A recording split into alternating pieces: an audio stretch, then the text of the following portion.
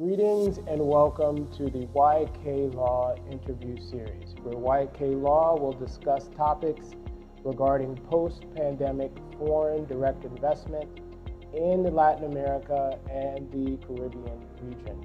YK Law is a co-managing member of the Yankee Global Legal Service Alliance, which is comprised of 83 of Yankee Law Firm's offices in Midland, China, with over 10,000 attorneys and 40 international firms practicing law throughout their 143 offices in 83 countries. YK Law is an exclusive alliance member in the United States with offices in Dallas, Irvine, Los Angeles, and New York City. The lawyers at YK Law possess diverse backgrounds and experiences and are not only committed to providing the highest quality legal services, but we are also committed to consistently meeting and exceeding the expectations of our clients. As the business interests of our clients are increasingly global, we also take a broader and more international approach to client service. YK Law's Latin America and Caribbean practice is based in Panama City, Panama, to capitalize on Panama's unique position as the preferred logistics and commercial hub of the Americas and the preferred nexus for commerce between Latin America and Asia. In this interview, we are honored to speak with Jeannette Diaz Granados, the Director of the Office of Multinational Corporation Headquarters at the Ministry of Commerce and Industry for the Republic of Panama. We will discuss the unique role that the Republic of Panama will play in the economic recovery of the Latin America and Caribbean region post-COVID-19 as the hub for e-commerce logistics in the region. Greetings, Jeannette, and welcome. Thank you for taking the time to speak with us today. Thank you very much, Anthony. Thank you for having me. It's a real pleasure, and hopefully I will bring you some insight of what Panama is doing to attract foreign investment. In the Ministry of Commerce, part of the of our responsibility is to develop and execute government policies to attract this foreign investment.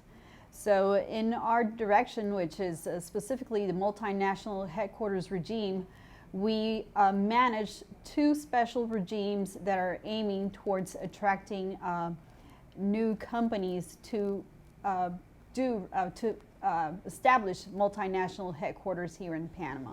And can you tell us a little bit about your office in particular, the Multinational Corporation Headquarters, or by the acronym SEM for the name in Spanish, Sedes de Empresas Multinacionales? The Multinational Headquarters Office manages the SEM regime, which was created in 2007. And this regime has a purpose of attracting foreign investment into Panama, especially with the idea of, making Panama more competitive, bringing new knowledge to the companies that are here in Panama, and also trying to make Panama the platform to regionalize for companies that want to regionalize themselves in the region, in the whole Latin American region. So with this idea in mind, the SEM regime offers the opportunity for companies to establish themselves and from here provide services to the Latin American region with certain activities that they're permitted. And these activities are usually like back office services. And it could be from, regular administration, operations, logistics, planning, engineering, constructing, and also e-processing and diverse activities within the logistics center. Perfect. I think, Panama City, Panama, turned 500 years old on August 15th, 2019, and is the oldest European settlement on the Pacific coast. And for 5 centuries, the Republic of Panama has connected the Atlantic and Pacific Oceans. And for more than a century, Panama has served as a major world center for international banking. I think it might be helpful if we take a step back, Jeannette, and you please tell us what are the characteristics of Panama that have made the country a hub for international commerce and one of the fastest growing economies in Latin America and the Caribbean. So yes, thank you. Panama has a unique history as far as being always a center for the transfer of goods and products, going back historically, even through colonial times and afterwards during the railroad construction and then the Panama Canal.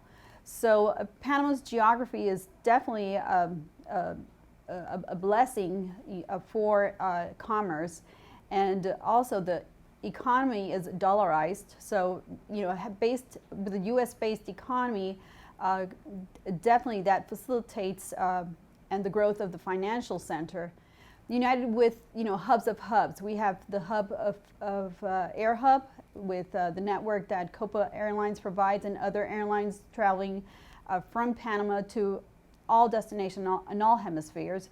So we have that proximity to the market. As far as air connectivity goes, you could go to the United States and probably be there, to the closest gateway in 2 hours, or be in the West Coast probably in 6 hours. If we go to Asia, you're probably doing 1 or 2 connectings, but you'll be arriving probably the next day. These are really advantages when you consider placing a regional headquarters office and when your top executives need to be traveling or providing the business.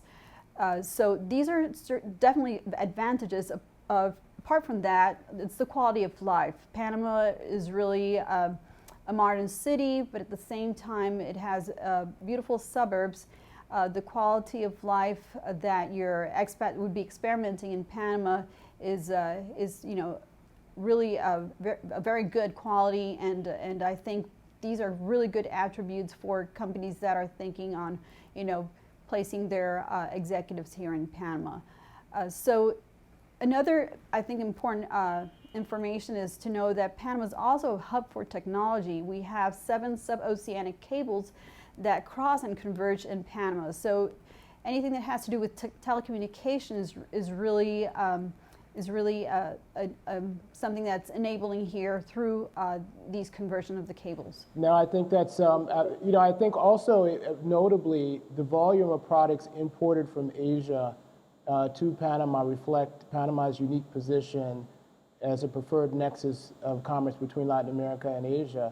For example, the Georgia Tech Panama Logistics Innovation and Research Center has reported that in 2019, Panama imports from China and the ASEAN were approximately 1.2 million from China, 258 million from Japan, 196 million from South Korea. So we can see that those volumes evidence Panama's position as a nexus of commerce between Latin America and Asia. Also, there is a significant amount of traffic into the Colón Free Zone to the tune of about $969 million, and the processing zones at about about $500 million. And those product flows reflect Panama's various free trade zones and its unique position as a preferred hub of international trade in the region. I'd like to talk a little bit about e-commerce. I mean, small and mid-sized manufacturers and brand owners of consumer packaged goods are seeking to quickly regain the levels of performance they experienced pre-COVID-19. But retail markets across the globe are in the throes of an economic downturn caused by the coronavirus pandemic, the recovery from which may take years. Our clients cannot wait for markets to recover fully. They are seeking solutions for near-term revenue growth in retail markets for consumer packaged goods. We advise our clients that a viable solution for small and mid-sized e-commerce companies in the ASEAN, China, the EU, and the USA is accessing new customers in Latin America and the Caribbean. Many consumer packaged goods that are manufactured in foreign markets are not available in local markets in the Latin American and Caribbean region. Also, the prices charged by local brick and mortar retailers and e-commerce companies that manage logistics outside of Latin America are often prohibitively expensive, given that transaction costs are passed on to the consumer and that regional currencies are weak compared to the US dollar. Jeannette, I have 2 questions in this regard. What investment regimes has Panama established to attract multinational companies to create regional headquarters in Panama, and how can these investment regimes benefit e-commerce companies that seek to consolidate cross-border logistics in the region? Yeah, so in that respect, Panama has established two new regimes for multinationals. One of the regimes is the multinational headquarters regime, and the other regime is the multinational headquarters for the manufacturing and operation. So in this regard, Panama is enabling, through the benefits of these regimes, the establishment of a regional office that can provide services to head offices and subsidiaries. Between the benefits that they can provide through the MLA, which is the manufacturing, as the operation and the activities of logistics and also manufacturing at all levels. When we're talking about manufacturing, it could be assembling, it could be labeling, it could be ticketing, refurbishing, and also warehousing, and also anything that has to do with innovation to the product and a lab test. So the platform that Panama provides through this regimes and the benefits that it also provides in both fiscal incentives, migratory, and also in what is customs, is really beneficial for multinationals that want to regionalize their products or want to have more export opportunities. And the role of Panama's several free trade zones is critical to Panama's role as a hub for international commerce in the region, as a hub for logistics. Could you talk about the role of the free trade zones in particular in Panama and the benefits they offer foreign investors and companies? So we have different zones. We have free zones established here in Panama, and that permit the activity of manufacturing or labeling. The incentives that they provide is basically on reduced rate on income taxes. They have benefits for their personnel coming into the country. But these special regimes that we offer are also strategically located in different areas of the Republic. So the free zone, the Colón free zone is in the Atlantic side, which is very close to the port, to the Manzanillo ports. And this enables for the products to have a quick tracking, and also anything that has to do with customs and surveillance. It's all under the infrastructure of the area of the special regime. These several investment regimes and the free trade zones within Panama enable Panama to overcome obstacles to economic growth.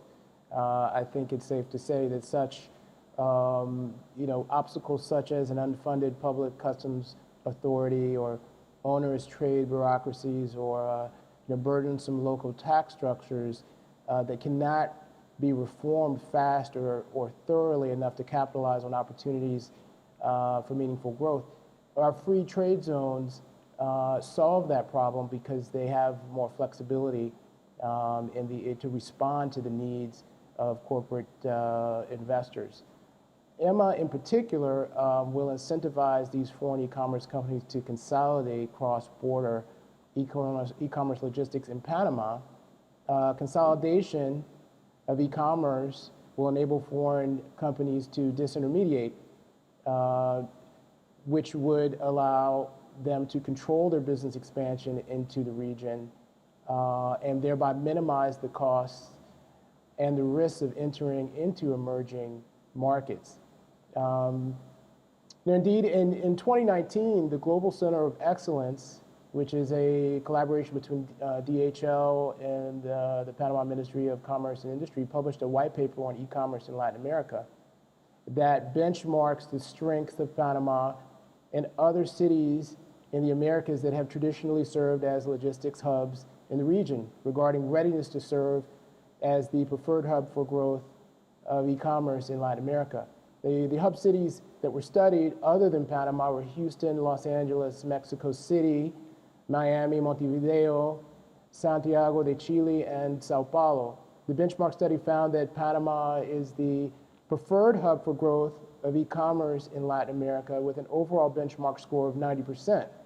Miami came in second with an overall benchmark score of 80%. The 90% score reflects that Panama brings to bear a comprehensive set of capabilities and geopolitical advantages rather than any one attribute. Jeannette, I have two questions in this regard. Emma appears to be a perfect example of the diverse and integrated investment regimes that Panama offers foreign investors. Is that a correct description of Emma, number one? And number two, what are some of the examples of Emma's diverse scope of benefits and integration with other investment regimes in Panama? Yeah, so Emma is actually a very innovative regime, and it's one of its kind because Emma provides the possibility for the multinational to have a headquarter here, providing the operation of manufacturing, the possibility of warehousing and distribution center, and also everything that has to do with innovation and research of the products. Basically, Emma what does is provide services to the head office or to the subsidiaries of the business group. And by command of the head office or the subsidiaries, it can provide any of the services that I described before. So it provides a platform, for both product and logistics in a very, centralized location, and it could be placed in anywhere of the Republic of Panama. So it has a possibility to use the infrastructures of the special economic zones like Panama Pacifico, Zona Franca, and Zona Libre. The advantages also of Emma is that it provides migratory support in a one-stop shop. So all the visas for the expats and for technical support of the employees are all processed under the one-stop shop of the Ministry of Commerce. Additional to that, there's benefits for the employees. They are exempt from income tax, from Social Security, and from education tax here in Panama. They're able to import their vehicles and household goods. And there's also a law that applies, which is Law 54 with stability of the law. And these are benefits that are really convenient for multinationals that want to, be in a strategic position and also reduce cost. Now, I think we need to be clear that Emma is an acronym that stands for the Special Regime for the Establishment and Operation of Multinational Companies for the Provision of Services Related to Manufacturing. So we kind of jumped past that definition. In that regard, could you just very quickly compare Emma with SEM, which is a program for the attraction of multinational corporations to establish headquarters in Panama? Sure. So SEM was the original regime that originated in 2007, and it's the best practice. And what we did was actually copycat some of the best practices that we learned from the multinational headquarters regime to this new regime that provides the activity of manufacturing. So the basic difference is basic on the activities that they are permitted. So the SEM regime offers everything that has to do with back office activities. So the multinational is able to provide services to their business group as far as, providing financial services, call centers, planning, administration, operation, and everything that has to do with management. And also it includes logistics. However, with Emma, you have the activity of manufacturing in all its levels, also the logistics, warehousing, distribution center opportunities, and then you have also anything that has to do with innovation and research of the product. So the main difference are in the activities. However, there are additional benefits for the Emmas. The Emmas are able to be located in any place of the national territory, so that includes, also the special economic zones, including Free Zone, Panama Pacifico, a city of knowledge. The other advantage is everything that has to do with recycled products. You're able to, you're free of taxes with residuals, so you could sell your residuals. And also, there is a component of the transfer of knowledge and the possibility of establishing study centers. So is it, I think it's accurate to say that EMA incentivizes foreign e-commerce companies, or can incentivize foreign e-commerce companies to consolidate cross-border manufacturing and logistics in Panama by granting them tax, labor, and import incentives. And those tax savings and a direct-to-consumer business model could enable foreign e-commerce businesses to offer the buyer in the region, in the Latin American and Caribbean region, a landed cost for their products that is competitive with local brands. Additionally, Panama's unique geopolitical attributes will enable e-commerce businesses to provide faster fulfillment times, enable the provision of end-to-end services, for example, returns and replacements, and to provide higher quality customer service. The end result of EMA will be gross revenues and higher profit margins for companies. The various investment regimes in the Republic of Panama that you have discussed are created and governed by separate laws, and they offer different tax, immigration, and labor incentives. Jeannette, could you, for us, explain what are the tax, immigration, and labor incentives for EMA in particular? Yeah, so EMA has the advantage of a reduced income tax on service rendered of 5%. It also enables a multinational to start operation without the operation notice that most companies are required here in Panama. They also have the exemption of any taxes or any taxes on imports of raw materials, machinery, or any equipment that is required for the manufacturing. Even though they are subject to the capital gains regime, it's at a fixed rate of 2%. As far as everything that has to do with migratory benefits, it's a one-stop shop. It's a one-stop shop. It's all processed in our multinational headquarters office through the Ventanilla Única, as we call it. And it's the process of licensing. It's a process of doing all the visas for the foreign employee, and also anything that any request or any other information that they need from any other entity in the government can be channeled through our office. Basically, the EMA benefits are even further than those of the SEM due to the activity that they're producing and doing products and manufacturing. So to be clear, there's a 5% exemption from revenue income taxes in the Republic, income taxes assessed by the Republic of Panama for the first 5 years. Is that correct? It's a flat rate of 5%.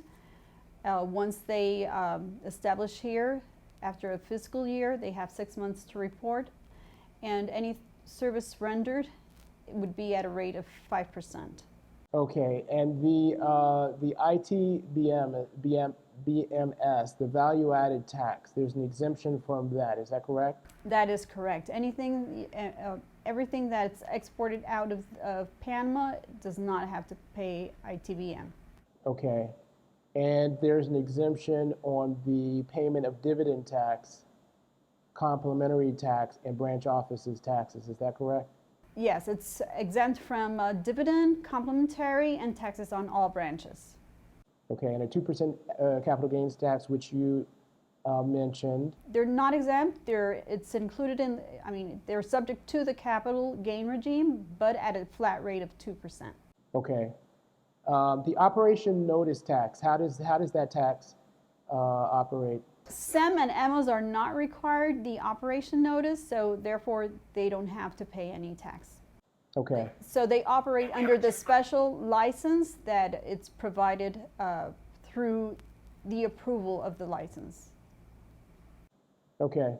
And we talked about an exemption for import taxes. You did mention that for all types of merchandise, products, and equipment used for the provision of services related to manufacturing, correct? Correct. Okay. And in the visa and the immigration benefits, there's a temporary personal visa that for a term of 2 years that can be extended. Is that correct? There are actually two visas. There's the visa for the permanent employee that's for a 5-year period and extendable. And then there's the temporary visa for 2 years and also extendable. This also includes dependents. The other benefit is that dependents are able to get a labor permit here in Panama. They need to provide all the documentation to the labor ministry, but it's also processed through the one-stop shop here at the office. Okay, and work permits. What are the provisions that Emma makes for work permits? So when you apply for the license, this includes the benefit of also the visa for the purpose of your status here, but it also includes the permit for work. So everything is processed through our office here at the Ministry of Commerce. And it's basically simultaneous, so we'll have that customer service right here at the ministry. We have an immigration office, and we'll have also a clerk from the Ministry of Labor. Well, Panama recognized over 7 decades ago the value of free trade zones as an essential component of a trade hub economy. In 1948, Panama created the Colón Free Zone, which is one of the oldest special economic zones and the world's second largest. The Colón Free Zone is home for over 3,000 enterprises, most of which are focused on the re-export of break bulk inbound shipments sent onwards to small and medium-sized companies in the Americas. We've discussed here today SIM, that investment regime which was created in 2007, which has been a great success. There's been to date approximately 167 multinational companies headquartered in Panama through SIM. Is that correct? We have 167, yes, multinational headquarters established here in Panama. They're from all different parts of the world. We have a lot of Asian and also companies from the United States, Europe, Central America, Caribbean. So it's very diverse. It's also different types of activities that they manage. Some are in the financial sectors, others are call centers, others are in the engineering. So it's very diverse. And that just comes to say that Panama, is a product for all. Could you give us examples of some of the companies from different regions of the world who are headquartered here, some of the multinationals? Sure. So we're talking about from the United States, we have Procter & Gamble, we have Dell, we also have 3M, we have Philips, we have also from Asia, Samsung, LG, Huawei. We have also from the region, we have also Bimbo. So there's from all over all worldwide. And Roche and Philips and Lacoste from Europe, I think, are some examples. All these companies are enjoying tax, immigration, and labor incentives for their operations here in Panama. So Jeannette, in closing, it is apparent that Panama's investment regimes are perceived by foreign companies to be effective. However, Panama is a constitutional representative democracy, and the sustainability of these investment regimes fundamentally depends on their ability to improve the lives of Panamanians. Please give us some examples of success stories of Panama's various investment regimes in terms of the impact on the Panamanian economy. I think we have very good examples. We have examples with 3M that is now doing manufacturing here in Panama and have expanded their operations. Also, we have the excellent example of Dell, which has thousands of employees that are now Panamanians. We also have examples in Nestle. And I think the transfer of knowledge has come to say that, Panamanians are every day getting, high-level positions within these companies. So I think it's beneficial for the multinationals, taking in, nationals with, that have grown, and many of them have also already been exported to other regions. So I think that has to say that the commitment of the SEM regime and the EMA regime is part of, making Panama and its workforce more competitive. Okay, well, thank you very much, Jeannette, for your time today. We thoroughly appreciate it. This interview has been very informative, and YK Law and I look forward to working with you and the Panamanian Ministry of Commerce and Industry in the furtherance of the business objectives of our clients in Latin America and the Caribbean. Thank you so much for your time. Thank you, Anthony, and it's been a pleasure, and we're here to serve, and if any questions regarding these regimes, you're more than welcome. Thank you so much.